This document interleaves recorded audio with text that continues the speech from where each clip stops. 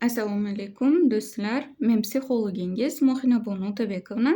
Neyrografika yo'nalishi bo'yicha instruktorman va bugun sizlarga ushbu yo'nalish bo'yicha eng qiziqarli, foydali va kerakli ma'lumotlarni berib o'tishga harakat qilaman. Birinchidan, bu video kimlar uchun? Kim shunchaki ushbu yo'nalishga qiziqyapti, neyrografika chizmoqchi, chizishni o'rganmoqchi va neyrografika yo'nalishi orqali o'zini ustida ishlashni xohlayapti. Ular uchun ham kerakli bo'lgan boshlang'ich ma'lumotlarni beraman. Bundan tashqari, kim neyrografika yo'nalishidan foydalanib, o'zini karyerasini qurmoqchi bo'lsa, menga o'xshab, masalan, instruktor bo'lishni xohlaysizlarmi yoki neyrografika bo'yicha mutaxassis bo'lib ishlamoqchimisizlar?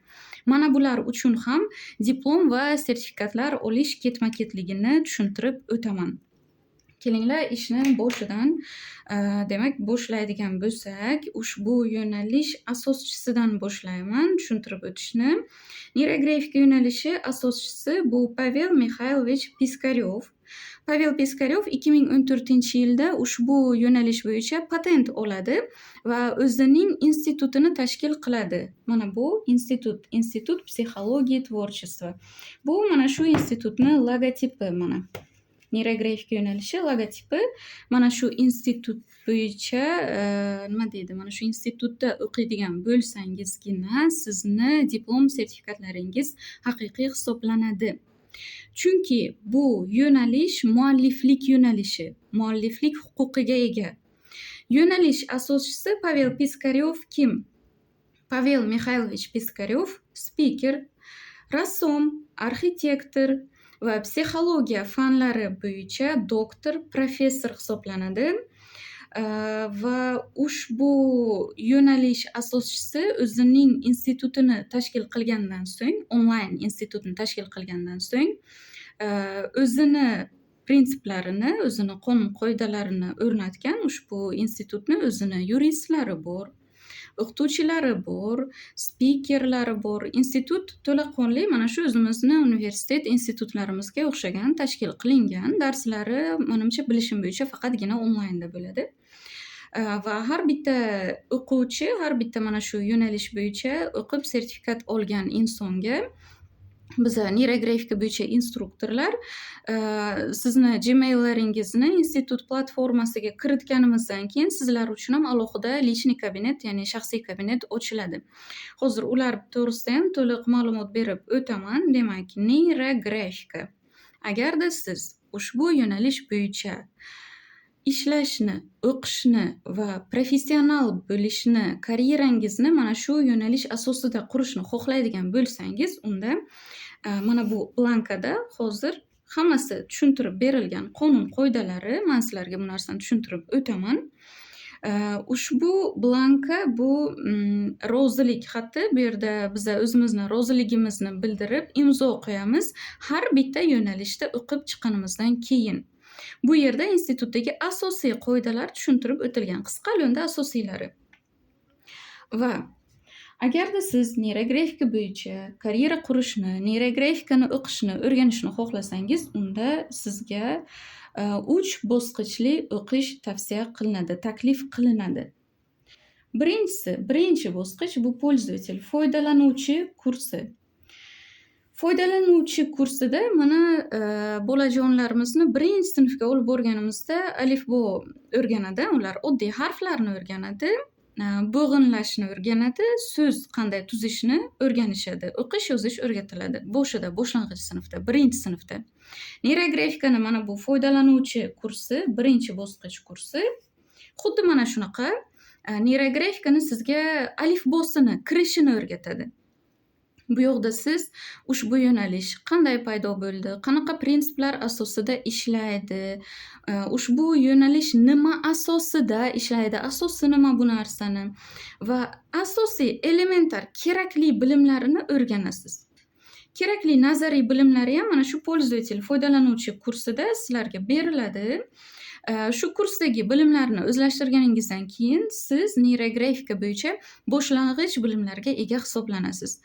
Va institutda qoidalariga ko'ra siz agarda neyrografikani o'zingiz uchun o'rgatish uchun emas, o'zingiz uchun o'rganishni xohlasangiz ham, mana bu birinchi bosqich kursda o'qish majburiy hisoblanadi qaysidir ma'noda. Nima ma'noda majburiy? Ya'ni shu bosqichda o'qisangizgina siz boshqa algoritmlarni tushunasiz. YouTube platformasida bepul manbalarda juda ko'p neyrografika to'g'risida ma'lumotlar bor. Lekin man 2020-2021 yillarda bu yo'nalish haqida eshitganman, qiziqqanman, o'rganishni boshlaganman va o'sha payt o'ylagandimki, menga YouTube'dagi bilimlar yetadi deb. Lekin 2022-yil edi, adashmasam, ana bu yerda sertifikatimda turibdi. 2022-yilda rasman shu yo'nalish bo'yicha o'qishni boshladim. Mana bu yerda ko'rsatganim birinchi bosqich pользователь, foydalanuvchi kursiga topshirdim o'qishga. Va o'qish jarayonida shu narsani tushundimki, YouTube'dagi olgan bilimlarim bilan bu yerdagi bilimlar butunlay bir-biridan farq qilar ekan. Boshqa narsalar. Har bitta narsani o'zini qonun qoidalari bor. Mana masalan bizada ham o'zim o'qiganman Buxoro davlat universitetida. Toshkentda o'zini universitetlari bor, institutlari bor. Agar hamma narsani Google orqali, YouTube orqali o'rganib bo'lganida edi, bu institutlar allaqachon yopilgan bo'lardi. Baribir institutda beriladigan bilimlar bilan u siz ochiq dostupda ko'radigan video darsliklaringiz, bilimlaringiz farq qiladi. Hamma narsani sizga ochiqcha berilmaydi YouTube'da. Bu narsani farqini o'zim mana shu birinchi bosqichda o'qiganimdan keyin tushundim. Birinchi bosqichda o'qiganingizdan keyin sizga asosiy bazaviy bilimlar berilgandan keyin siz neyrografikani tushunasiz, to'g'ri chizishni boshlaysiz, to'g'ri chizish qoidalari to'g'risida ma'lumotlarga ega bo'lasiz. Lekin bu mana birinchi bosqichni tugatganimdan keyin menga ana bunaqa sertifikat berilgan. 2022-yilda olganman. Пользователь kursi bo'yicha sertifikat. Birinchi bosqichni tugatganimdan keyin menga hech qanaqa, umuman boshqalarga ham hech qanaqa bu yo'nalish bo'yicha master klass o'tish, bu yo'nalish bo'yicha dars berish huquqi berilmaydi. Sizga faqatgina neyrografikani boshlang'ich foydalanuvchi sertifikati beriladi. Ana bu yoqda yozib ham qo'yilgan bo'ladi. Neyrografikani o'rgatish yoki professional o'zini tajribasida ishlatish huquqi berilmaydi bu sertifikat orqali deb yozilgan bo'ladi sertifikatlarda. Ya'ni nima demoqchiman? Siz faqat bazaviy bilimlarni, boshlang'ich bilimlarni olasiz bu foydalanuvchi kursida. Lekin bu kurs sertifikati sizga ishlash huquqini bermaydi va buni qarangki, qiziqarli tomoni bizda O'zbekistonda hattoki mana shu birinchi bosqich sertifikatisiz ishlab yurganlar son mingta. So'rab ko'ringlar. Aksariyat neyrografika bo'yicha sizlarga kurs o'tib, o'zlarini darsliklarini taqdim qilayotgan mutaxassislarimiz hattoki mana shu boshlang'ich bilimlarga ega emas. Hatto boshlang'ich sertifikatni qo'lga kiritmasdan turib o'rgatishyapti. Bilmayman nima uchun. Lekin institutda qonun qoidasida mana yozib qo'yilgan neyrografika birinchi bosqich kursi sertifikati sizga master klass o'tish yoki boshqa insonlar bilan ishlash huquqini bermaydi. Bu faqat o'zingiz uchun alifboni o'rgandingiz degan ma'noda beriladi bu sertifikat. Endi qachonki siz qaror qildingiz, birinchi bosqichdan keyin qiziq ekan neyrografika sizga yoqdi, siz bu yo'nalishdan foydalanib endi nafaqat o'zingizni ustingizda ishlashni xohlaysiz, balki mutaxassis bo'lib ushbu yo'nalish bo'yicha master klass o'tmoqchisiz, ushbu yo'nalish bilan foydalangan holda o'zingizni mijozlaringiz bilan individual terapiyalar o'tkazmoqchisiz. Mana bunda siz o'qishingiz kerak bo'ladi. Ikkinchi bosqichda. Endi men birinchi bosqich, ikkinchi bosqich deb sizlarga qulay qilib aytyapman.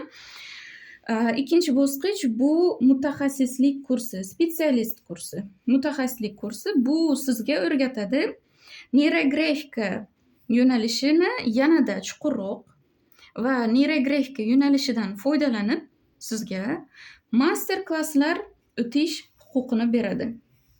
Chegaralangan algoritmlar asosida. Bu yoqda bor edi Score algoritmi, True modeli bor edi. faqatgina mana shu chegaralangan algoritmlarni sizga o'rgatadi-yu, mana shu modellardan foydalanib deydi, master klasslar o'tishing mumkin yoki shulardan foydalanib, individual terapiyada neyrografika chizdirib, mijozni natijagacha olib borsang bo'ladi degan ma'noda sizga sertifikat beriladi. Mana bu mutaxassislik kursi bo'yicha olgan sertifikatim. Buni ham 2022-yilda olgan ekanman, mutaxassis sertifikati va bu yoqda mana yozilgan bo'ladi. Asosiy prinsiplar o'rgatilgan. Neyrografika bo'yicha coach sifatida 16 soatlik o'quvni tugatganman, 32 soat superviziyasi bilan birga. Va bu sertifikat mana o'zida yozilgan bo'ladi. Neyrografikadagi ma'lum instrumentlarni individual yoki guruhiy ishlarda foydalanish huquqini sizga beradi. Ya'ni siz neyrografika bo'yicha mutaxassis bo'lasiz rasman.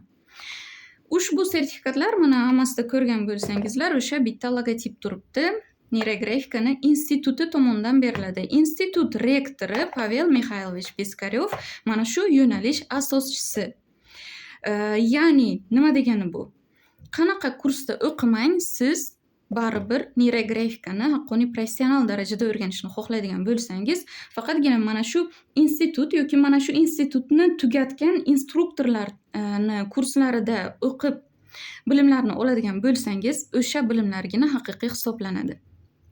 Qolgan mana bu institut logotipi bo'lmasa, olayotgan sertifikatlaringizda, mana shu institutni pechatlari bo'lmasa, Pavel Mixaylovich Piskaryovni imzolari bo'lmasa va sizga institutda lishniy kabinet ochilmasa, ana bu narsalar berilmasa kurs davomida, bilingki bu kurs haqiqiy emas.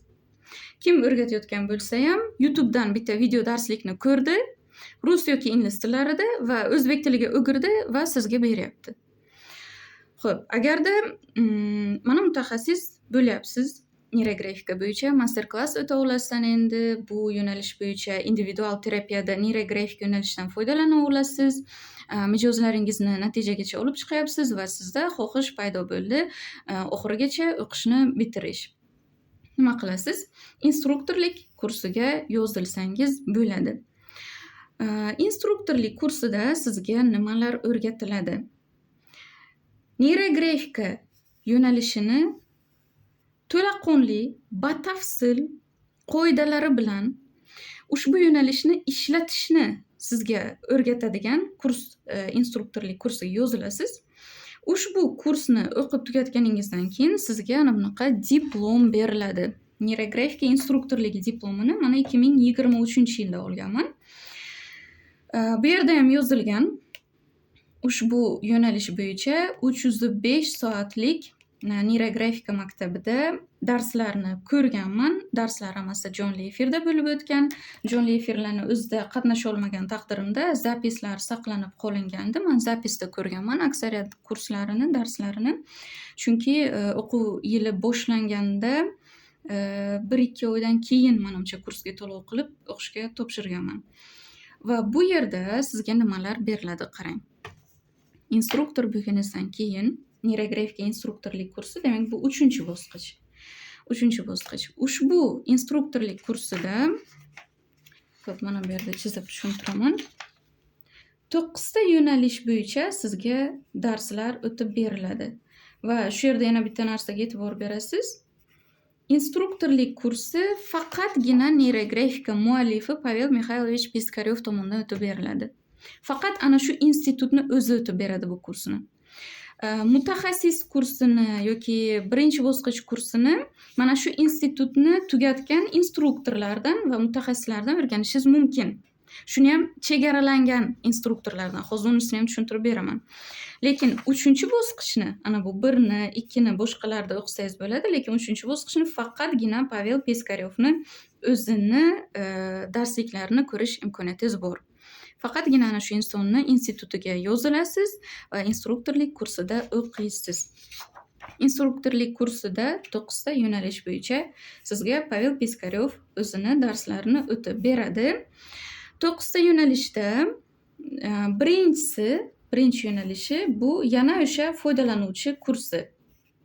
Birinchi yo'nalish yana o'sha foydalanuvchi kursi. Ya'ni siz ana bu 3-bosqichga o'qishga kirganingizdan keyin sizga пользователь kursi 1-bosqich yana qaytadan o'tib beriladi. Pavel Piskaryov yana qaytadan ushbu kurs bo'yicha bilimlarni sizga o'tib beradi va plyus bundan tashqari siz endi foydalanuvchi kursi bo'yicha rus tilida referat ham topshirishingiz kerak bo'ladi. Referat topshirganingizdan keyin ikkinchi yo'nalishi neyrokompozitsiya deyiladi. Neyrokompozitsiya kursi. Bu kursni ham o'tganman. Neyrokompozitsiya kursi va foydalanuvchi kursi bu eng asos qismlari beriladigan jihatlar.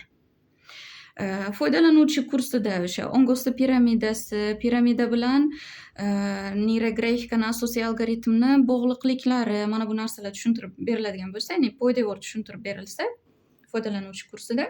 Neyrokompozitsiya kursida nima o'rgatiladi? Neyrokompozitsiya kursida sizlarga eng qiziqarli jihatlardan shakllar bilan ishlash o'rgatiladi. Shakllar, ularning majoziy ma'nolari, shakllarni bizni miyamiz qanaqa qabul qilishi va ulardan foydalanib qanaqa kompozitsiyalar mustaqil ravishda o'zimiz qanaqa kompozitsiyalar yaratsak, tuzsak bo'ladi. Mana bu narsa tushuntirib beriladi. Va eng asosiy mana shu birinchi, ikkinchi yo'nalishlar pользователь yo'nalishi va neyrokompozitsiya yo'nalishi bo'yicha referat topshirish majburiy instruktorlik kursida. Referatlarni topshirgandan keyin sizga instruktor stajyor unvoni beriladi. Instruktor stajyor. Bu nima degani? Sizga hali siz qolgan yo'nalishlarda o'qiganingiz yo'q. Neyrografika instruktorlik kursiga topshirgansiz. Ana bu ikkita birinchi va ikkinchilarini, bosqichlarini o'qigansiz instruktorlik kursida, referatlarni topshirgansiz, lekin o'qishingiz hali tugamagan. Stajyor unvonini olganingizdan keyin sizga mana shu birinchi bosqich pользователь kursi, ya'ni foydalanuvchi kursi va ikkinchisi neyrokompozitsiya yo'nalishi bo'yicha kurs o'tish huquqi beriladi vaqtincha stajyor sifatida. Bu men o'ylayman bizga qanaqadir motivatsiya berish uchun, chunki instruktorlik kursi do'stlar kim o'qimoqchi bo'lsa juda qimmat turadi. Endi o'qish deydigan bo'lsak, masalan, bizda ham hozir xususiy institutlar bor, ularda ham o'qish arzon emas.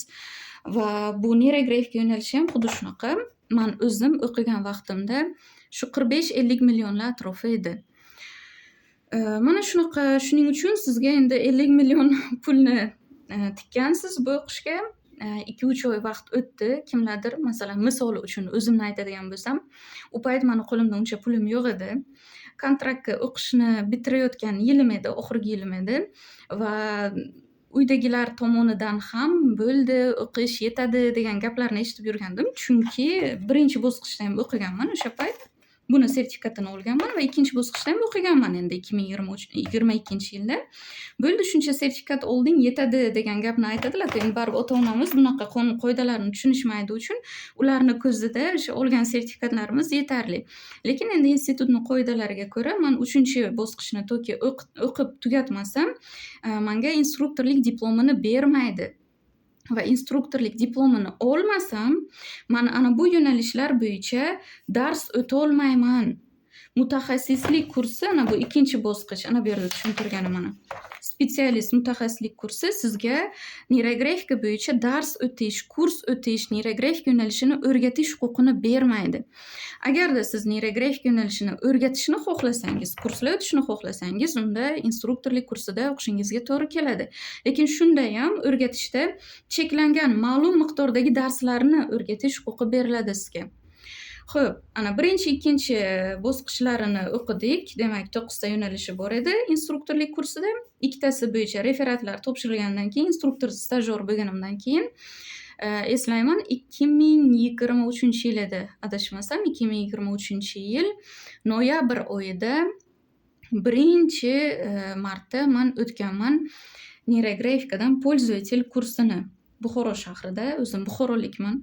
Buxorodan men birinchi neyrografika bo'yicha instruktorman va o'zimni birinchi potogimni, birinchi guruhimni ochdim noyabr oyida. Menda juda ham qanaqadir depressiyalar bilan kelgan bu narsa, chunki katta miqdordagi xullas pulni olganman, qarzga, tavakkal, otamdan, onamdan qaytarib beraman, albatta o'qiyman, ishlayman, yordam beringlar deb tavakkal qilib topshirgandim o'qishga. Endi buncha qarzni birinchi marta olishim, bunaqa mas'uliyatni men birinchi marta bo'ynimga olishim kimlar uchundir bu summa katta bo'lmasligi mumkin, lekin men uchun 22-23 yoshimda bu katta summa ko'rindi. Ko'zimga juda ham qo'rqinchli ko'rindi.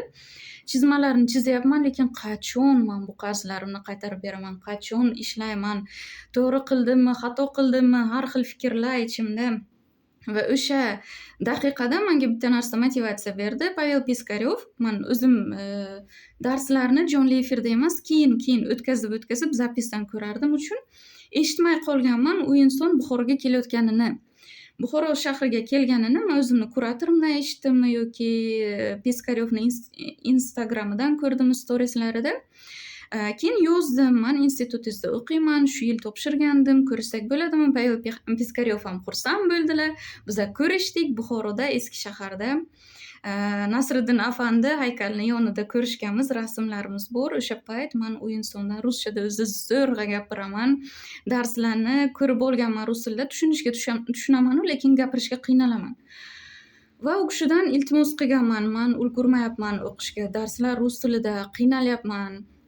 Yordam so'raganim esimda, u kishi menga yordam bergandilar va u kishini motivatsiyalari bilan, turtkilari bilan birinchi instruktor stajyor sifatida men o'zimni birinchi potok kursimni boshladim. Birinchi potok kursimiz qanaqa bo'ldi? Ko'pchilik qiziqdi Buxoroda, lekin nima deydi?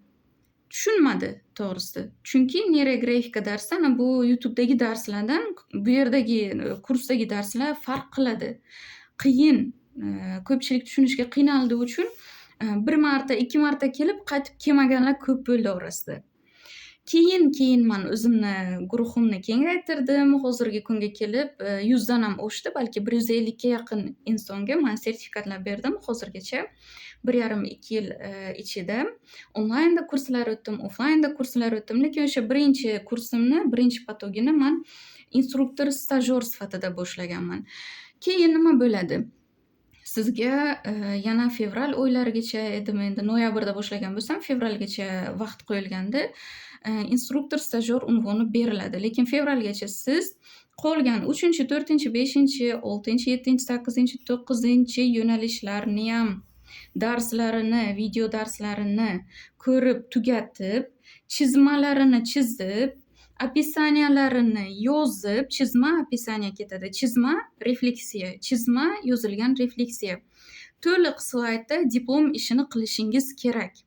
Shundan keyin sizga instruktor sifatida diplom beriladi. Lekin men ulgurmaganman o'shanda. Ulgurmasangiz nima bo'ladi? Sizdan instruktor stajyor olib tashlanadi unvoni. Siz yana qaytasiz mutaxassis unvoniga, bitta oldingisiga. Mutaxassis unvoni bilan, sertifikati bilan siz kurs o'ta olmaysiz. Bu degani instruktor stajyorni olib tashlagandan keyin men to o'sha diplom ishimni qilib topshirmagunimcha yana пользователь va neyrokompozitsiya kurslarini bir necha oy o'ta olmadim. Lekin shu narsa balki menga turtki bo'ldi. Men harakat qildim, diplom ishimni topshirdim. Mana diplomimni keyin qo'lga kiritdim. Xo'p, agarda o'qishga qiziqadiganlar bo'lsa, ana shu ketma-ketlikda o'qiysiz va instruktorlik kursi bo'yicha sizga tushuntiradigan narsalarim qarang. 9 ta yo'nalish bo'yicha dars o'tib, sertifikat berish huquqi sizga beriladi. Bulardan eng asosiysi, balki baribir eng ko'p qiziquvchilar bo'ladi, foydalanuvchi kursiga. Chunki kim neyrografika yo'nalishi bilan keyinchalik ishini davom ettirishni xohlasa, foydalanuvchi kursi asos kurs hisoblanadi. Bunda o'qimasa bo'lmaydi. Majburiy bu. Shuning uchun ham bu yo'nalish bo'yicha men ko'pchilikka kurs o'tganman va sertifikatlar berganman. Lekin ana bu ikkinchi yo'nalish neyrokompozitsiya, uchinchisi neyrokolor, ana 5-sini o'tganman menimcha, neyromandala, neyrosintez yo'nalishlari. Bular qo'shimcha yo'nalish. Bular bo'yicha o'qish majburiy emas. Instruktor bo'lishni xohlaydigan bo'lsangiz, siz uchun bu majburiy emas, chunki instruktorlik kursida o'zi bu narsalar hammasi keyin o'tib beriladi. Lekin bu yo'nalishlar hammasi bitta qaysidir mavzuga oid. Har bitta yo'nalishda bitta narsa ko'rib chiqiladi. Masalan, пользователь kursda o'sha boshlang'ich asos o'rgatiladigan bo'lsa, neyrokompozitsiyada shakllar bilan ishlash o'rgatiladigan bo'lsa, neyrokolorda ranglar bilan ishlash o'rgatiladi. Yoki neyromandala man kurs o'tib berdim. Bunda neyrografika va mandala terapiya qo'shilgan neyromandala degan yangicha yo'nalish hosil bo'lgan va o'sha neyromandala chizish o'rgatiladi neyromandala kursida. Yoki neyrosintez judayam qiziqadigan yo'nalishim o'sha instruktorlikda o'qib yurgan paytimdayoq man niyat qiluvdim, albatta. Endi bu 9 ta yo'nalishni hammasini ham o'rgatayotganim yo'q hozir. Lekin o'sha neyrosintez bo'yicha man kurs qilaman deb o'sha paytdanoq man niyat qilib qo'ygandim, chunki u tranzakt tahlil bilan ishlash bo'yicha. Erik Berenning tranzakt tahlili ichki bola, katta odam, ota-ona rollari bilan ishlash bo'yicha neyrografik algoritmlari unda o'rgatiladi. Xo'p, agarda siz hozir neyrografika bo'yicha neyrosintez, neyromandala kurslariga ham qiziqayotgan bo'lsangiz, bularni o'qish shart emasmi? Bularni o'qish kerak. Bular o'zingiz uchun foydasi tegadi. Ikkita foydasini aytib o'taman hozir. Birinchidan, shaxsiy rivojlanishingiz, o'zingizni ustingizda ishlashingiz uchun bu kerak. Balki siz neyrografika yo'nalishi bo'yicha dars bermoqchi, instruktor bo'lmoqchi, balki bo'lmoqchi emas. Faqatgina neyrografikani o'zingiz uchun o'rganmoqchisiz. Ana unda neyromandala, neyrosintez kurslari judayam zo'r. Samootsenka mavzusida ishlashdi. Karyera, pulsizlik mavzularida men sizlarga aytaman, tavsiya qilaman o'qishni ushbu yo'nalishlarda. O'zingiz uchun foydasi tegadigan yo'nalishlar. Va ikkinchi foydasi, agarda siz keyinchalik baribir instruktorlik kursida o'qishni niyat qilayotgan bo'lsangiz, bilmayman hozirgacha bu qoida saqlanganmi yo'qmi, lekin men o'qishga topshirgan yilimda bu qoida bor edi. Qarang, qaysi yo'nalishda to instruktorlik kursiga yetib kelguningizcha, qaysi kurslarda mana shu institut tarkibidagi, lekin bu institutdan tashqaridagi kurslaringiz inobatga olinmaydi. Mana shu institut tomonidan o'tilgan pользователь kursida o'qiganmisiz, foydalanuvchi kursida yoki mutaxassislik kursida o'qiganmisiz to instruktorlikgacha, yo masalan neyrosintezda, neyromandalada o'qiganmisiz, qaysi kursda o'qigan bo'lishingizdan qat'iy nazar, instruktoringiz, ya'ni ustozingiz, sizga o'sha kursni o'tib bergan inson sizni Gmailingizni olib kiritadi o'sha institutga. Va institutda sizga shaxsiy kabinet ochiladi. Qolaversa, instruktoringiz siz qancha to'lov qilib ushbu kurslarda o'qiganingizni yozadi. Va siz oxirgi ana shu instruktorlik kursiga to'lov qilayotgan paytingizda men falon kurslarda o'qiganman, ana sertifikatlarim deb olgan sertifikatlaringizni ko'rsatsangiz, mana o'quvchilarimga bergan sertifikatlarimni ko'rsataman, qaranglar. Mana birinchi bosqich pользователь kursi, foydalanuvchi kursi mana. Asosiy kurs degani mana shu. Foydalanuvchi kursida o'qiganingizdan keyin sizga men ana bunaqa sertifikat beraman, institutni imzolari va logotiplari bilan mana. Bir xil, hamma instruktorlar sizga bir xil shablondagi sertifikat beradi. Boshqacha shablon berilmaydi, chunki sertifikatlar o'sha bitta institut tomonidan beriladi. Shu uchun qaysi instruktorda o'qimang, shablonlari, sertifikatlari bir xil bo'ladi. Ya'ni men sertifikatni o'zimdan tayyorlab bermayman sizga. Shablonlar bizga tayyor holatda beriladi. Mana birinchi bosqich kursimda o'qiydigan bo'lsangiz, ana bunaqa sertifikat olasiz va men sizni Gmailingizni olaman, institutga kiritaman, menga falon so'm to'ladi deb yozaman. Qachon siz instruktorlik kursiga borib, mana bu birinchi bosqichda o'qiganman, mana sertifikatim, mana neyrosintez bo'yicha o'quvchilarimga bergan sertifikatlarim ingliz tilida va rus tilida, mana ikki xil tilda sizlar bu institut tomonidan sertifikat olishingiz mumkin. Rus tili va ingliz tilida, xalqaro tillarda. Mana neyrosintez bo'yicha olgan sertifikatim, mana neyromandala yo'nalishi bo'yicha Mo'minabonu Otabekovnada o'qiganman deb instruktor sifatida mana aytasiz, sertifikatlaringizni ko'rsatasiz va to'lagan to'lovingizni yozasiz. Endi bilmayman, balki ular mendan yana qaytib so'raydi, rostdan ham shu o'quvchisanda o'qiganmi va qancha summa to'lagan deb. Xullas, sertifikatlaringizni ko'rsatganingizdan keyin shu paytgacha to'lagan to'lovlaringizni ular hammasini jamlaydi-yu, masalan, neyromandalada 900 ming berib o'qigan ekan, neyrosintezda masalan 600 ming berib o'qigan ekan va neyrografika birinchi bosqichda 2 million, 2,5 million to'lov qilgan ekan deb hammani shu paytgacha to'lagan to'lovlaringiz jamlanadi-yu, instruktorlik kursiga qilinadigan to'lovdan ayriladi. Misol uchun, instruktorlik kursi 50 million bo'lsa, siz shu paytgacha boshqa instruktorlardan neyrosintez, neyromandala, neyrokompozitsiya, neyrografika birinchi bosqich mutaxassislik kurslarida 5-6 ana shu qisqa yo'nalishlarda o'qigan bo'lsangizlar, mana shu paytgacha to'lagan to'lovlaringiz deylik bir 10 million so'mgacha bo'lib qolgan bo'lsa, siz qolgan 40 million so'm to'lov qilasiz-u, qolgan to'lovni qilmaysiz. Ana shu plyusi ham bor. Ya'ni qisqa yo'nalishlarda alohida o'qib tursangiz agar, hozircha keyinchalik instruktorlik kursiga to'lov qilayotgan paytingizda ana bu yerda to'lagan to'lovlaringiz havoga ketmaydi. Bu o'qigan ekan bu yo'nalishda, bu yo'nalish bo'yicha qo'shimcha to'lov qilishi shart emas deyiladi-yu, to'lagan summangiz asosiy summadan ayriladi, qolgan to'lovni qilasiz keyin instruktorlik bosqichida. Qolaversa, institutda yana shunaqa qonun-qoidalar bor. Instruktorlik diplomini olganimdan keyin men institutga o'zimni Telegram, Instagram sahifalarimni berganman. Ular sahifalarimni kuzatishadi va siz institutni qonun-qoidalariga amal qilgan holatda ishlayapsizmi? Mana bu narsa doimiy ravishda tekshiriladi. Bu institutda chistая shkola deyiladi. Ya'ni qanchalik darajada siz toza, sofligini, metodni saqlayapsiz, qanchalik darajada to'g'ri ma'lumot yetkazyapsiz, qanchalik darajada institutdagi qonun-qoidalarni buzmayapsiz. Doimiy ravishda institut bu narsani tekshiradi. Instruktor bo'lganingizdan keyin menimcha hozir mutaxassislarni ham tekshirishadi.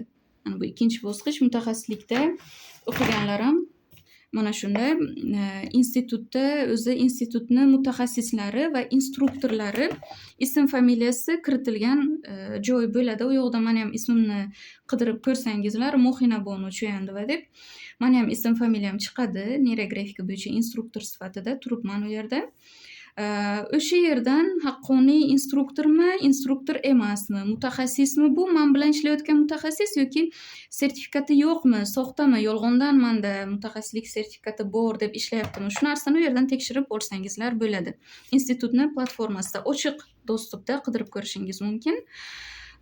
Va mana siz doimiy tekshiruvda bo'lasiz, mutaxassis yoki instruktor bo'lganingizdan keyin mana shu yerdagi bilimlarni to'g'ri, toza, insonlarni aldamasdan yetkazib berayotganingiz tekshiriladi. Bu ham yana 2 yilga berilgan. Qaranglar, men 2025-yilda oldim. Professional chistая shkola degan bu sertifikatni. Bu degani 2027-2028-yillarda men yana ularni darslarini o'qiyman. Bu uchun alohida darsliklar berilgan, video darsliklar platformada. Yana darslarini o'qiyman va yana testdan o'taman. Testni bajarganimdan keyingina menga yana shunaqa sertifikat beriladi. Bu sertifikatsiz diplomim bo'lsa ham, mana instruktor diplomim bo'lsa ham, ana bu sertifikatim bo'lmasa, ya'ni busiz iloji yo'q. Men bu narsadan o'tishim shart. Ana u diplom ishlashi uchun. Mana shu qoidalari. Bundan tashqari, instruktorlikdan tashqari, ana bu yerda siz to'lov qilasiz. Neyrografika instruktori va esteticheskiy coach. Estetik coach kursiga ham to'lov qilgan bo'lasiz. Bu ham 40 million so'm o'sha to'lovni ichida bo'ladi. Hozir men neyrografika instruktorlik diplomini olganman, lekin esteticheskiy coaching qismi menda turibdi. Buni hali o'qib diplom ishini qilganim yo'q, lekin bunga ham hozir vaqt qo'yilgan. Agar o'sha ma'lum vaqt davomida buni ham diplomini olmasam, ana endi hozir yana nimalarni tushuntiraman, yana qoidalari bor, qarang. Men ana bu yerdagi pользователь kursini umuman mana shu 9 xil yo'nalish bo'yicha hozir kurs o'tib sizlarga sertifikat berish huquqim bor. Lekin men mutaxassis tayyorlay olmayman. Lekin to mutaxassislik sertifikatini olmaguningizcha, ana bu ikkinchi bosqich sertifikatini olmaguningizcha siz neyrografika bo'yicha master klass o'ta olmaysiz. Buni o'zingizni individual terapiyalaringizda qo'lla olmaysiz. Ya'ni mutaxassislik kursi kerak. Agar bu yo'nalish bo'yicha ishlashni xohlasangiz mijozlar bilan. Lekin men neyrografika bo'yicha instruktor bo'lganim bilan hali ana bu mutaxassislik kursini o'ta olmayman. Pользователь kursini o'taman. Mana bu yerdagi 9 ta qolgan yo'nalishlar bo'yicha kurs o'ta olaman, lekin mutaxassis tayyorlay olmayman. Mutaxassis tayyorlashim uchun ana bu yerdagi estetik coach diplomini ham diplom ishini qilib, diplomni olishim kerak. Keyin yana qo'shimcha u yoqda imtihonlardan o'tishim kerak, topshiriqlarni bajarishim kerak. Shundan keyingina ularni ishonchini qozonsam, keyin menga mutaxassis tayyorlash huquqi beriladi. Agarda duo qilsangizlar, Xudo xohlasa O'zbekistonda o'zbek tilida hali hozircha hech kim mutaxassis kursi o'tmaydi. Shuning uchun men o'zim ham birinchi bosqichni ham o'sha paytlar men rus tilida o'rganganman, ikkinchi bosqichni ham. Endi hozir birinchi bosqichni o'zbek tilida o'rgatyapman. Lekin hali mutaxassislik kursi o'zbek tilida o'tadigan mutaxassis yo'q. Butun boshli O'zbekistonda shuncha odam neyrografika o'tyapti, neyrografika bilan ishlayapti, lekin bitta ham bizada hali mutaxassis kursini o'zbek tilida o'tadigan mutaxassis yo'q. Bitta Raila Bekbulatova, mani kuratorim, bizani O'zbekistondagi kurator u kishi hisoblanadi. U kishi ham rus tilida o'tadilar. Adashmasam o'zbek tili guruhlari bor, lekin unda tarjimon bilan o'tadilar. Men xohlayapman shu mutaxassis tayyorlash kursini o'zbek tilida O'zbekistonda o'tib berishni, agarda bu diplomimni olishga ulgursam. Agarda hozir 2 oy muddatim qolgan, shu muddat ichida diplom ishimni qila olmasam, unda shundan keyin menda mutaxassis tayyorlash ehtimolim tushib ketadi. Chunki keyin men yana qo'shimcha 18-20 million so'm to'lov qilishimga to'g'ri keladi estetik coachingda o'qish uchun. Keyin yana o'qib, diplom ishi qilib, undan keyingina mutaxassis tayyorlashim mumkin. Mana shunaqa qoidalari bor. Agar qiyindek ko'rinayotgan bo'lsa, qizlar shuni tushuninglarki, oson yo'nalish aslida yo'q. Biza faqat O'zbekistonda shu qonun-qoidalarga amal qilmaymiz. Aksariyatimiz mana 3 oylik kursdan keyin kosmetolog bo'lib chiqishyapti yoki 2 oylik kursda o'qib psixolog bo'lib chiqishyapti. Bu 1 oy, 2 oy sizni professional psixolog bo'lishingizga yetarli muddat emas, qizlar. Kim sohasini mutaxassisi bo'lmoqchi, kim professional psixolog bo'lmoqchi, bu narsani qabul qilinglar. Biz butun umr o'qiymiz. Bu bitta neyrografika yo'nalishi edi. Art terapiya yo'nalishi bo'yicha ham xuddi ana shunday o'qiysiz. Bosqichma-bosqich. Kognitiv psixoterapiya yo'nalishi, klinik psixologiya hammasi bo'yicha o'qiyman, mutaxassis bo'laman desangiz, baribir 1-2 yil vaqtingizni bittagina ana shu yo'nalish uchun sarflashingizga to'g'ri keladi. Agar xalqimizga to'g'ri narsani, kerakli, ishonchli bilimni berishni xohlasangiz. Xo'p, endi kim o'zi uchun neyrografika chizmoqchi? Men sizlarga neyrografika chizish uchun boshlang'ich kerak bo'ladigan ma'lumotlarni berib o'taman. Qaranglar, boshlayman neyrografika chizishda kerak bo'ladigan narsalar, materiallardan. Qizlar, biza neyrografikada chizish uchun materiallarimiz bor, bo'yash uchun materiallarimiz bor. Chizish uchun bizlar markerlardan foydalanamiz. Markerlarimiz permanent marker bo'lishi kerak. Men odatda o'zim ishlatadigan markerlarim eng qulayi to'g'risi mana shu CD markerlar. Bularni ham ana bu tomoni bilan, agarda siz hali pользователь bo'lsangiz, ya'ni foydalanuvchi bo'lsangiz, boshlang'ich neyrografika chizadiganlar mana shu CD marker sizlarga tavsiya qilaman. Qulay, chiroyli. Permanent marker nima uchun olishimiz kerak? Chunki boshqa oddiy markerlar ana bu chizgan paytimizda tarqalib ketadi, bulg'anadi, chiroyli chiqmaydi. Xayolimizda o'sha narsaga ketadi, chalg'iymiz keyin. Shu uchun ham iloji boricha mana yozilgan permanent deb markerda eng qulayi tavsiya qilaman sizlarga mana shu CD markerlarni. Yana bir xil markerlar bor chizishda. To'g'risi men bu markerlardan boshida foydalanardim. Qiziq, chiroyli, har xil ranglari bor mana bunaqa markerlar.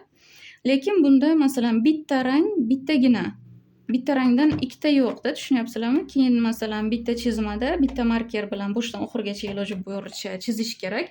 Ayniqsa siz hali endi chizishni boshlayotgan bo'lsangiz, 2-3 ta ranglarni qo'shishda qiynalasizlar. Bunda bitta mana shu to'plamda bitta rang faqat bir marta uchraydi uchun chizmangizga yetmay qolsa boshqa marker topishda yana qiynalasiz. CD markerlar esa o'zida 3 xil rangi bor: qora, qizil va ana bunaqa ko'k rangi.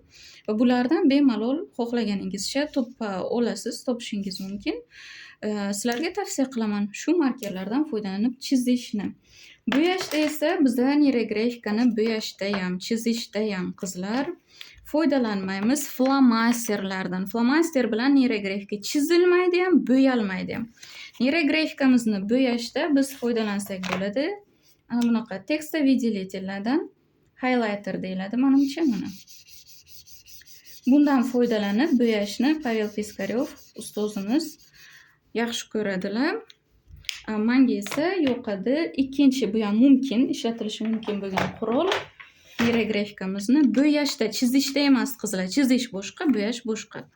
Neyrografikamiz chizib tayyor bo'lgandan keyin uni bo'yashda bizlar qalamlardan ham foydalansak bo'ladi. Men ana bu qalamdan foydalanaman. To'g'risi juda ham qulay. Akvarel qalam bo'lishi kerak. Menga yoqadi ranglari, bo'yalishi. Katta qalamlari ham qulay ishlatishda. Mana qalamlardan foydalanib bo'yaymiz neyrografikamizni chizganimizdan keyin. Yoki qalam yoki tekstoviditeldan foydalanasizlar bo'yashda. Xo'p, neyrografika chizishni xohlasangiz, boshlang'ich bilishingiz kerak bo'lgan qoidalar. Neyrografikada qizlar tekis chiziqdan foydalanilmaydi. Mumkin emas. Bir xil takrorlanuvchi o'tkir qirrali chiziqdan foydalanmaymiz va bir xilda takrorlanuvchi to'lqinsimon chiziqdan ham foydalanmaymiz.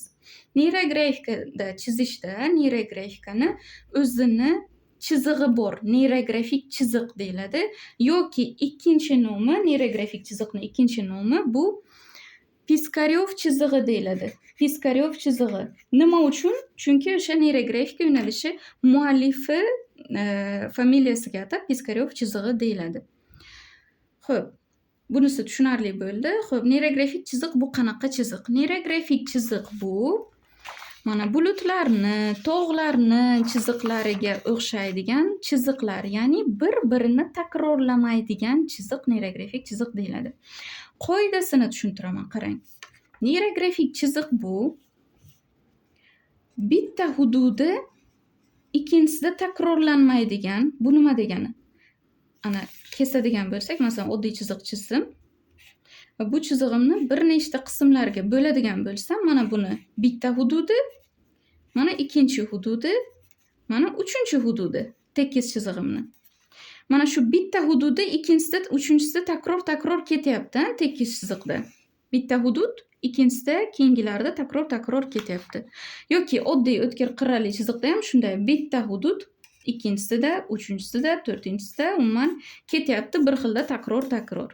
Yoki oddiy to'lqinsimon chiziq, bitta hudud ikkinchisida takrorlanyapti. Yana bitta hudud ikkinchisida takrorlanyapti.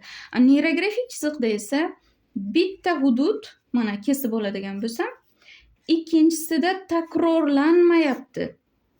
Uchinchisida ham takrorlanmayapti. Yana bitta hudud, keyingisida yana bitta hudud, keyingisida takrorlanmayapti. Bunisi boshqacha, qaranglar. Bunisi yana boshqacha. Bitta hududi ikkinchisida takrorlanmaydigan chiziqlar neyrografik chiziqlar deyiladi. Bu chiziq chizishning birinchi qoidasi. Endi chiziq chizishning ikkinchi qoidasi bir hududi ikkinchisiga takrorlanmaydigan va biz uni oldindan ko'rishni kutayotgan hududimizga bormaydigan chiziq. Biz masalan oddiy to'lqinsimon chizig'imizni hozir qayerga ketayotganini bilamiz, yuqoriga pastga ketyapti, yana yuqoriga yana pastga ketyapti. Biz uni davomi qanday ketishini bilamiz taxminan.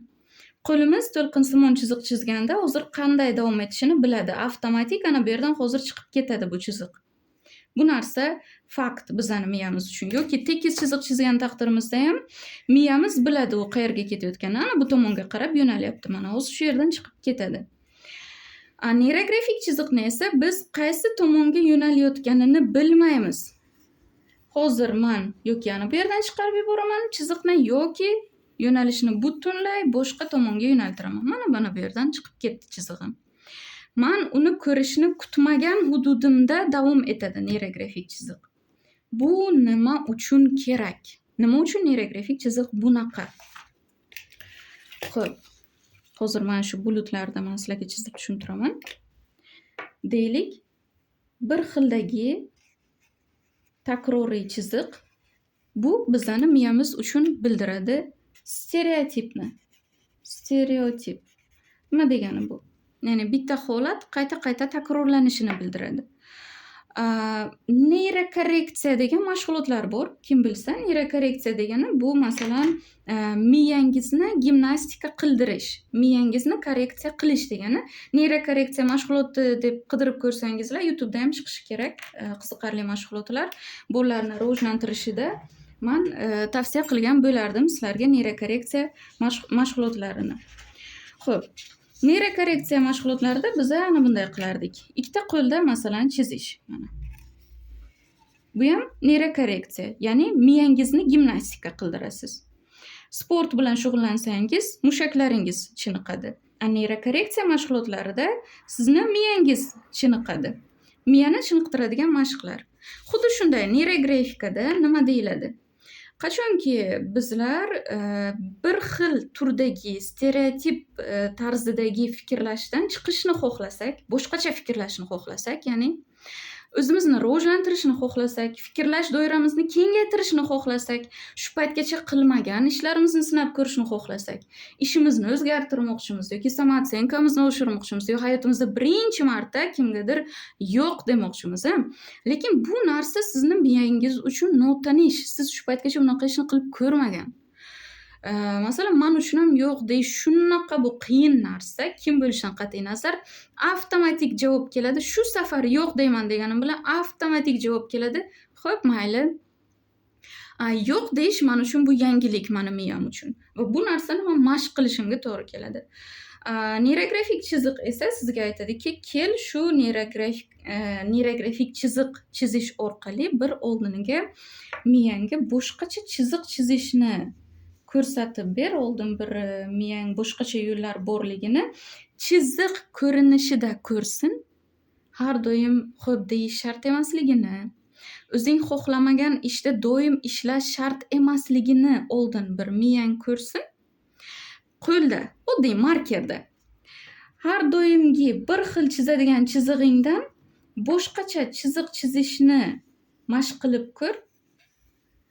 Shunda real hayotingda ham, ya'ni bu bizaga ongo'si darajasida ta'sir qiladi. Biz boshqacha chiziq chizdik. Biz bu safar chiziqni o'zimiz ko'rishni kutmagan joyimizda chizdik. Biz bu safar chizig'imizni bitta hududini ikkinchisida takrorlamadik. Noan'anaviy narsa chizyapmiz, noan'anaviy chiziq chizyapmiz. Bu miyamiz uchun yangilikmi? Shunda o'zimizga o'zimiz aytamizki, kel, ana endi men real hayotimda ham komfort zonamdan chiqib, boshqacha narsalarni sinab ko'rishni boshlayman. Boshqacha bo'lishi ham mumkin. Aynan maktabda o'qish shart emas yoki aynan litseyda o'qish shart emas yoki aynan oliy ma'lumotli bo'lish shart emas. Yaxshi hunarmand bo'lish mumkin, yaxshi bloger bo'lish mumkin, zamonaviy kasblarni o'rgansa bo'ladi. Aynan ingliz tili bilan kelajak qurish shart emas. Balki men qiziqmayman ingliz tiliga, balki meni yo'lim boshqa. Lekin ana bu o'zingizni doimiy komfort fikrlashingizdan chiqish uchun bu qaysidir ma'noda neyrografik chiziqni ma'nosi shuki, komfort zonadan chiqish, yangicha narsalarni sinab ko'rish, yangi yo'llarni sinab ko'rish, yangi chiziqlarni sinab ko'rish orqali bizlar hayotimizda shu paytgacha qilib ko'rmagan ishlarimizni bajarishni chiziq orqali ongo'simizga singdiramiz. Ya'ni bu bittagina o'sha ma'nosi neyrografik chiziq chizishni.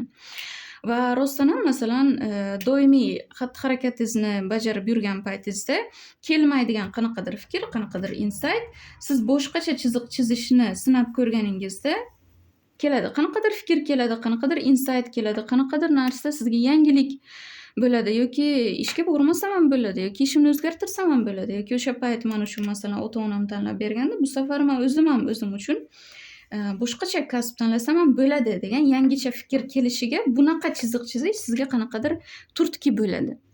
Shuning uchun ham neyrografikada bizlar bir-birini takrorlamaydigan stereotipdan xoli bo'lgan neyrografik chiziqdan foydalanamiz. Endi neyrografika chizishni xohlasangiz, ikkinchi bilishingiz kerak bo'lgan qoida, pattern. Pattern degani bu bitta narsani doimiy takrorlanishi. Ya'ni hamma neyrografikada biz foydalanamiz neyrografik chiziqdan. hamma neyrografikalarda. U algoritm qanaqa bo'lishidan qat'iy nazar. Va hamma neyrografikada yana doimiy takrorlanadigan ikkinchi qoida bu burchaklarni yopish. Mana bu yerda tushuntiraman, qaranglar.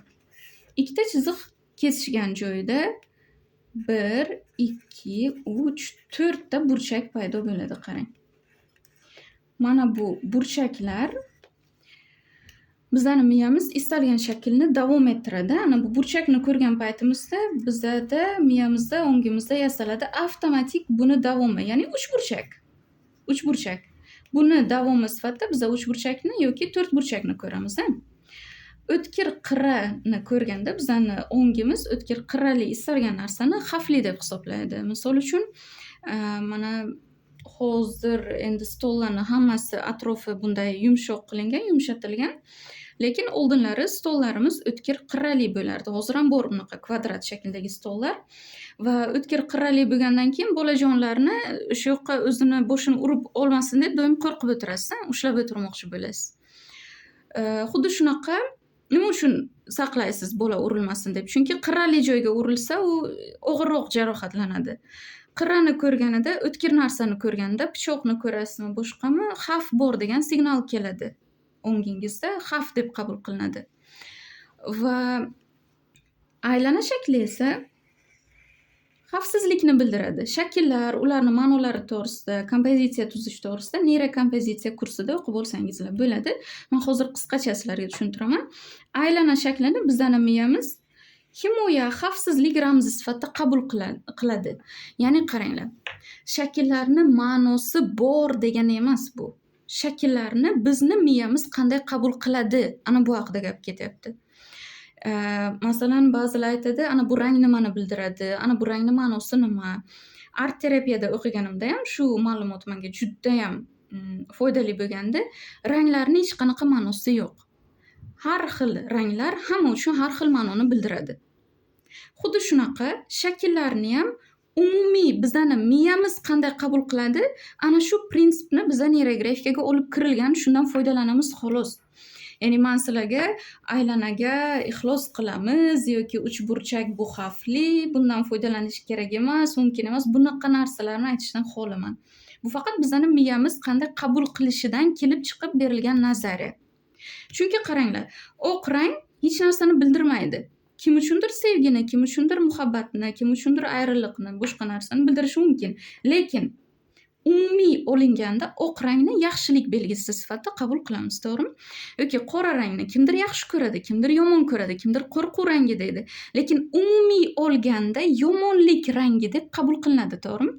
Miyamizda umumiy qabul qilinadigan fikrlar bor. Jamiyatda hamma uchun bir xil qabul qilinadigan fikrlar bor. Xuddi shunaqa shakllarni ham hammamizni ongimiz umumiy qabul qilinadigan jihatlari bor. Aylanani xavfsizlik deb qabul qiladi uchun miyamiz bizlar ana bu yerdagi burchakni o'tkir qirrasini mana bunaqa yarim aylana bilan yopamiz mana. Yarim aylana yoki ichkariga qaratilgan qavs bilan yopamiz. Ko'pchilik ana bunaqa qilib qo'yadi. Burchakni yopinglar desam, ana bunday qiladi. Mana qarang. Bu xato. Bunaqa yopilmaydi burchak. Qarang, bu yoqda siz yangi ikkita burchak paydo qilyapsiz. Ana bu yoqda, ana. Va mana bu yoqda. To'g'ri burchakni yopish mana. Ichkariga qaratib aylana chizasiz. Bu yerda ham ichkariga qaratib aylana chizamiz. Shunday qilib, burchaklar hammasi yopiladi. Neyrografikadagi ikkinchi qoida. Hozir chizma orqali tushuntirib beraman. Neyrografika chizishda ikkinchi qoida. Qancha neyrografik chiziqlar chizsak yoki shakllar chizsak neyrografikamizda va nechta kesishuvlar bo'lsa, burchaklar, qancha burchaklar paydo bo'lsa, hamma burchaklar yopiladi.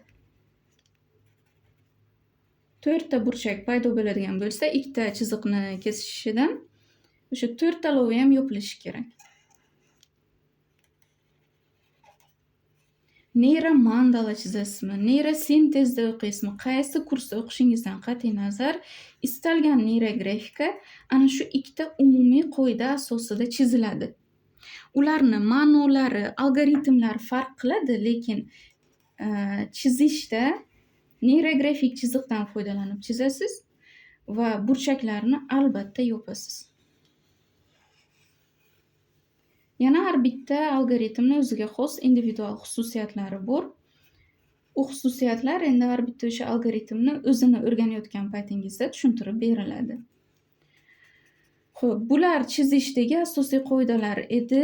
Endi afsuski neyrografikada chizma sizga hech narsa bermaydi. Neyrografika chizib uy olishni, mashina olishni xohlaysizlar, bilaman. Lekin bu sizga kosmosdan, fazodan mashina olib bermaydi. Bu chizma faqatgina bitta instrument, bitta vosita. Lekin bu gapimni ham xato tushunmanglar, bu vosita yordamida uy olar ekanmiz deb. Buni chizib turib biz parallel ravishda bitta list yonimizga qo'yamiz-u refleksiya qilamiz. Refleksiya. Ya'ni o'zimizni kuzatamiz. Chizish paytida nimani his qilyapsiz?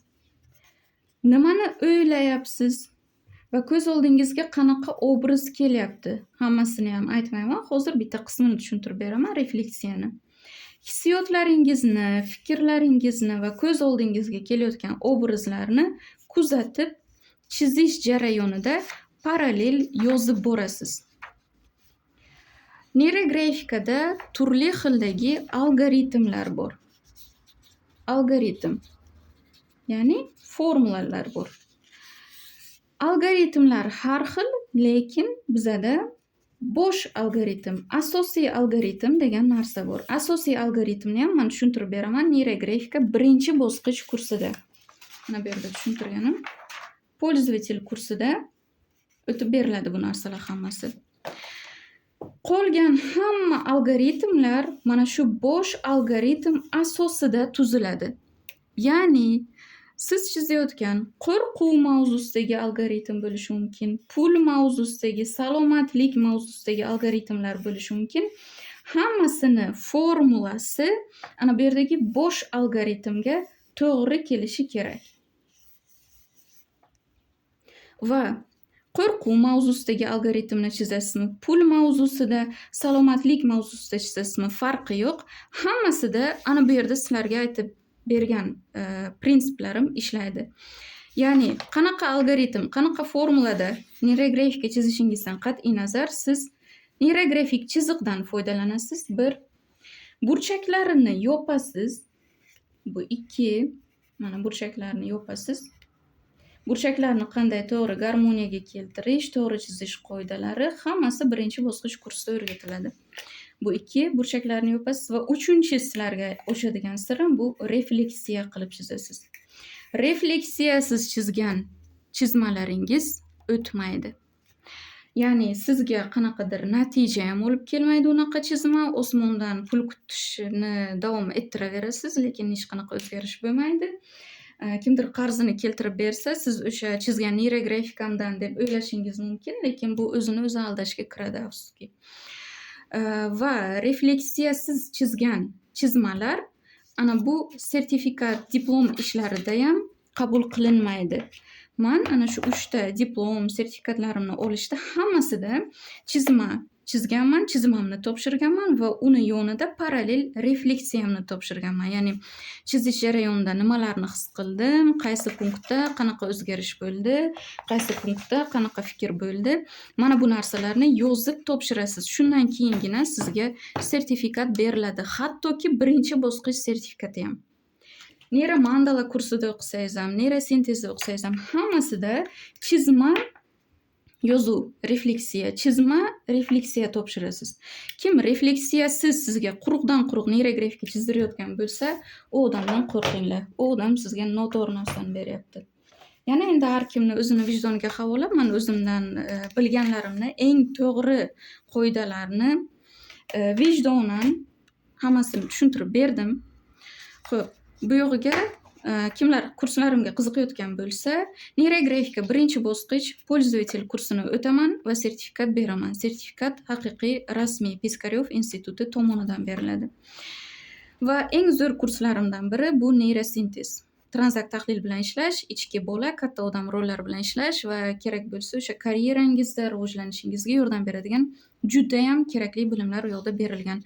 Sertifikatni rus yoki ingliz tillarida mana o'quvchilarim kabi olishingiz mumkin. Yana bitta kursni judayam yaxshi o'tib berganman. Bu neyromandala kursi. Neyromandala qiziqarli, chizmalari boshqa chizmalarga o'xshamaydigan, kim rassomchilikka qiziqsa ham kerak bo'lsa man tavsiya qilaman neyromandalani. Chunki eng chiroyli chizmalar mana shu yerda chiziladi. Eng qiziqarli chizmalar shu yerda chiziladi. Qolaversa samootsyenka, o'ziga ishonch, qaysidir maqsadga erishish mavzularida ham neyromandaladagi algoritmlardan foydalanishingiz mumkin. Bu yoqda radologiya hozir judayam urfga kirgan. Ajdodlari bilan ishlash. Mana bu mavzuda ham neyromandala chizamiz. Qolaversa bizada bor qahramonning yo'li neyromandalasi judayam qiziqarli algoritm. Bularni hammasi neyromandala kursimda bor. Kim xohlasa mana bunaqa sertifikatlarni olishingiz mumkin rus hamda ingliz tillarida. Agarda sizga yana neyrografika mavzusi qiziq bo'lsa, fikrlaringizni qoldiring. Bu video darslik qiziqarli bo'lgan bo'lsa, albatta kommentlarda fikrlaringizni kutaman, layklaringizni kutaman. Yana qaysidir mavzu qiziq bo'lsa, takliflaringizni bildirsangizlar, o'sha mavzuni yoritib berishga harakat qilaman va qolaversa, biz yaqindagina tashkil qildik. Xayriya fondi Metamorfoza saxovat guruhi tashkil qilindi. Bu guruhda har oy bir kishiga biza saxovat ehsonlar qilib yordam berishga harakat qilmoqchimiz. Endi tashkil qilindi, xudo xohlasa guruhda. Har oy bitta kursimga man skidka e'lon qilaman. Qanaqa skidka? Har oy bitta kursimga yozilganingizda o'sha kurs to'lovini 25%. U qaysi kurs bo'lishidan qat'iy nazar. Birinchi bosqich pользователь kursi bo'ladimi yoki neyrosintez bo'ladimi? O'sha kurs to'lovini 25% xayriyaga yo'naltiriladi. Siz ham ehsonga sababchi bo'lasiz, ham o'zingizga kerakli foydali bilimlarga ega bo'lasiz. Qolaversa sizlardan yana yordam so'ragan bo'lardim. Masalan, yurtimizda ko'proq o'sha rostdan ham o'qigan, o'sha soha bo'yicha mutaxassis bo'lgan mutaxassislarni menimcha qo'llab-quvvatlasak to'g'riroq bo'ladi. Qanchalik o'zimizga mutaxassislarni ko'proq jalb qilsak, qanchalik mutaxassislarga ishonch bildirsak, mutaxassis bo'lmaganlar bu yoqda ular ham harakat qiladi o'zini sohasini yaxshiroq o'zlashtirishga. Chunki o'zlaringiz bir e'tibor bersangiz, masalan, 2 oylik, 3 oylik, 6 oylik kurslarda o'qib, kosmetolog bo'lganlardan jabr chekib, nafaqat jabr chekib, balki hayoti bilan xayrlashganlar bor. Bu ham o'sha sohaga bizani qanchalik mas'uliyat bilan yondashmasligimizni natijasi deb hisoblayman. Chunki mutaxassismi bu odam, rostdan ham biladimi, nima beryapti menga, qayerga meni yo'naltiryapti deb o'ylamasdan ko'r-ko'rona trendlarga, brendlarga ergashyapmiz oxirgi vaqtlarda. Faqat neyrografikada emas, shifokorlarda ham, o'qituvchi tanlashda ham, psixoterapiyani boshqa yo'nalishlarida ham o'zimizga to'g'ri mutaxassislarni tanlasak, ruhiyatimizni, salomatligimizni, farzandlarimiz tarbiyasini turli nojo'ya effektlardan saqlab qolgan bo'lamiz. O'ylaymanki, bugungi dars sizlarga foydali bo'ldi deb. Hammaga rahmat oxirigacha eshitganlaringizga va keyingi darslarda men harakat qilaman Mac kartalar bilan ishlash bo'yicha kerakli foydali ma'lumotlar bilan sizlar bilan bo'lishishga. Shuning uchun sahifamga obuna bo'lib qo'yinglar. YouTube'da bepul darslarim bo'ladi, xudo xohlasa. Telegram sahifalarimda bo'ladi va Instagramda ham oxirgi yangiliklardan sizlarni xabardor qilib boraman.